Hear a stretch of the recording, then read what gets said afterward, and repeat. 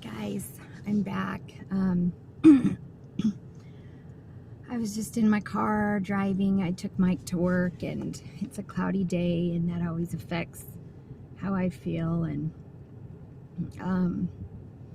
I was listening to the song by Adele called "When We Were Young," and there's a part in it that it says something about let me photograph you in this light in case it is the last time that I see you, or something like that. And I just started kind of crying because I remember the last time I saw my Ty. I gave him a big hug, and I think I mentioned this in a video before, but just hugged him and felt his body, and I could still feel it. And then watched him drive away, and he was sitting in the back seat of his friend's truck at a cab, like a double cab truck, and his friend had his girlfriend up front, of course, and Ty was in the back, and he just like leaned forward and smiled and waved, and that's the time that I stood out in the rain. And that's what I tell you guys to do is just encourage you guys to do, not tell you, but today's a rainy day, and it just kind of reminds me of that you stand out in the rain to wave goodbye to those that you love, you know. It doesn't matter, rain, snow, sleet.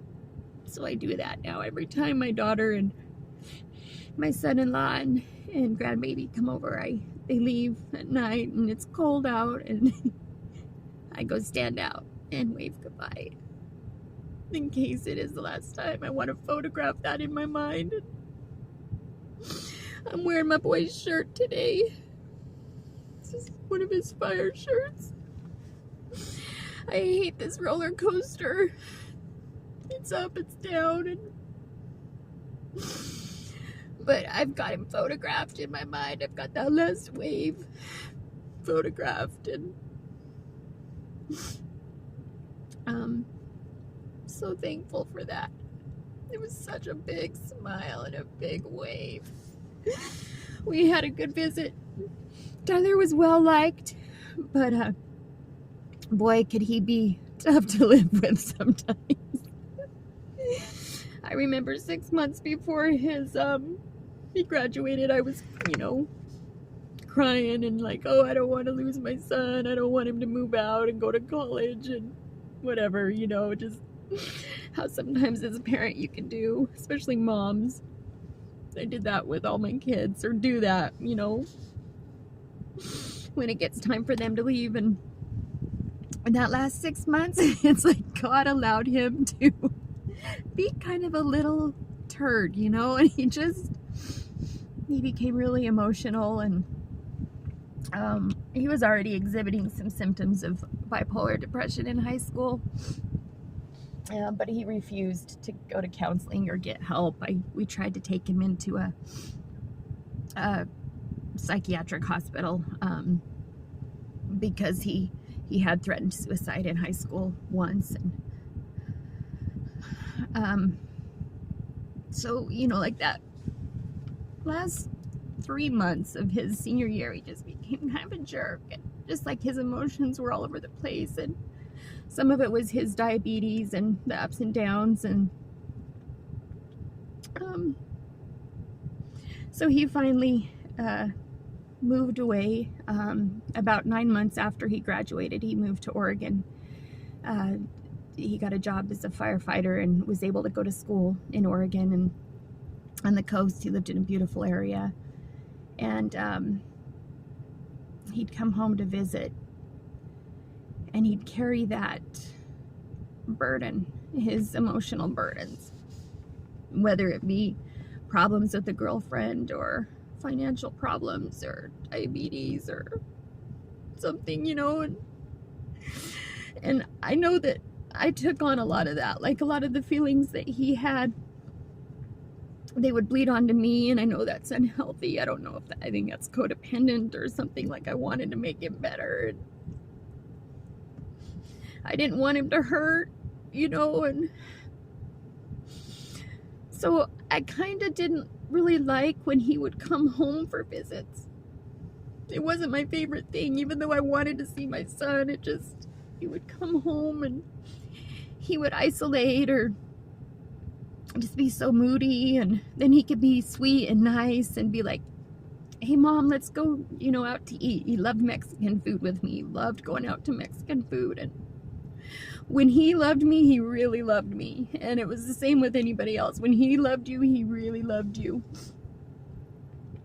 He was such a hard worker. I mean, his coworkers have a lot of good stories about what a hard worker he was. And he was so intelligent and smart with how he did things. And,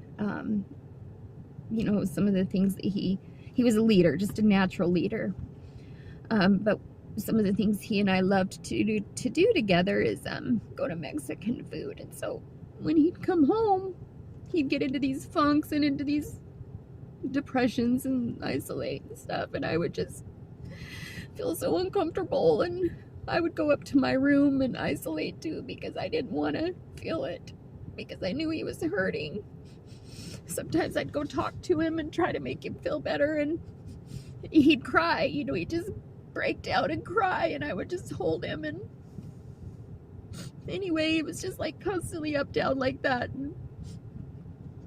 And he'd get irritated with me if I had to ask him to go. If he was home visiting, and I'd be like, can you run to the store to get milk, please? He'd just, be eye-rolly and total attitude. And it would be like, well, fine, I'll just go, And it was probably just an unhealthy way we related. But that's how he and I did. And it got to the point where he would call or text and be like, Mom, can I come home, or I get a week off, or whatever. And I would say, sure, son, it's your home. You can. You're always welcome, But I know he could tell it in my tone of my voice that I wasn't excited for it, Had I known that then that he would not be around, I would have been different. I just didn't like the up and down roller coasters that his moods brought, And so the last time that he called and asked if he could come over, I said, yes, yeah, bud, this is your home, you're welcome, and how long are you staying? And, I had to prep myself, like, be emotionally ready for him. And anyway, we hung up, and he called his best friend, Sydney, his sister, and he says, I don't think Mom wants me home, because I could tell in her voice. And she told me, and I thought, you know what, enough's enough. I just need to be honest with him. I need to just tell him the truth, and tell him the truth in love, like the Bible says that, speak the truth in love. And so I called him and I said, hey, Ty, I said, buddy, I love you. I said, Sid just told me and that you don't feel like I want you home. And I explained to him why I felt that way. And that, it just put a lot of emotional strain on me, and I felt like I had to go isolate, and it was unhealthy for me. Like I did it wrong, I blamed myself, but I also said, but I can't have you coming home acting like that and treating me like that. I can't do it. Like, I had to put up that boundary. And he was so humble, like something that, he kind of lost his humility there the past, I don't know, year. Just like, he was a firefighter, and he was so awesome. Like, everybody loved him. He had that personality that just everybody loved to be around. He was fun when he was fun, but he really humbled himself, and he's like, Mom, I'm so sorry. He goes, I know exactly what you're talking about. He goes, I have ruined so many of my relationships because of that act, because of how I act, and I totally understand. And Mom, I'm so sorry. And he apologized, and we talked, and I apologized to him for not being truthful before, and for making him feel like he wasn't welcome. And so we hung up, and it was good, and I was so glad that I had spoken the truth in love to him, and it worked out. So he ended up coming home, and it was the best visit. We went to Mexican food, and he bought me coffee, and He used to buy me white cake at home. He knows I love white cake. And he bought me some white cake, and he was really on his best behavior. I could tell that there were times I'd ask him to do something and I could tell he just was gritting his teeth, you know, but he said, yeah, yes, Mom, of course, you know. And about a day before he left, he and I sat down and we just had a heart-to-heart good talk, and it was not emotional, just really just like, how's life, you know, whatever. And he was happy, and at the end he goes, Mom, have I been good? Has this visit been good for you? Have I been okay? And I said, oh, honey, I said, you have. You've been a good son, and thank you. And that was our last big talk. And a day later is when he left. And got to feel his body and hug him, and I could, like I said, I could still feel it. And then I walked out in the rain and waved at him. It was God. God totally gave us that last visit, and God put it on me to speak the truth in love to Tyler and be honest with him. And sometimes you have to do that with people, is just to be honest and tell them what is bothering you in love. You cannot blame, you know, and you have to see your side in it too, and how you played a part as well. And so anyway, hearing that Adele song just sprung this up, I guess. Let me photograph you in my mind. I can't even remember the words, but in case I never see you. And that was the last time I saw him, and I thank God for that last visit.